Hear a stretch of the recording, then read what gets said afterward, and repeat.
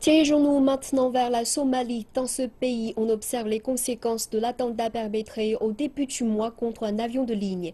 À l'aéroport de Mogadiscio, les mesures de sécurité ont été renforcées.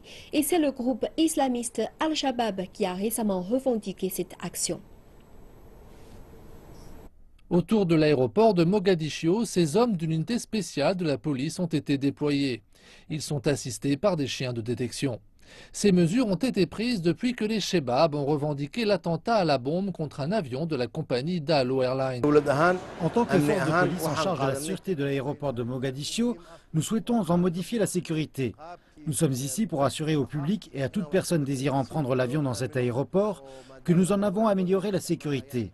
Nous avons déployé une unité spéciale de la police qui contrôlera la sécurité. L'attentat n'a pas manqué de remettre en question les moyens sécuritaires mis en place dans l'aéroport. Les images des caméras de sécurité révèlent d'ailleurs qu'un responsable de l'aéroport est impliqué. Nous avons accentué la sécurité de l'aéroport. Nous avons arrêté plus de 50 personnes soupçonnées d'être impliquées dans l'attentat à la bombe contre l'appareil de Dalo Airlines. Nous avons augmenté le nombre et accru la qualité des machines à rayons X. Nous avons installé des caméras de sécurité dans toutes les zones de l'aéroport. Nous nous assurerons que cela ne se reproduise jamais. Alors que l'enquête se poursuit, le personnel assurant la vente de billets n'est plus autorisé dans l'enceinte de l'aéroport. Cependant, aucun vol n'a été annulé. Nous garantissons à la communauté internationale que l'aéroport international Aden AD est aux normes et nous continuerons à l'améliorer.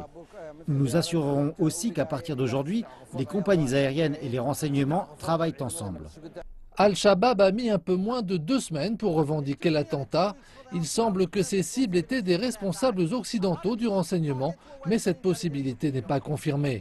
L'explosion qui a fait un mort et a blessé plusieurs personnes aurait pu avoir des conséquences bien plus graves.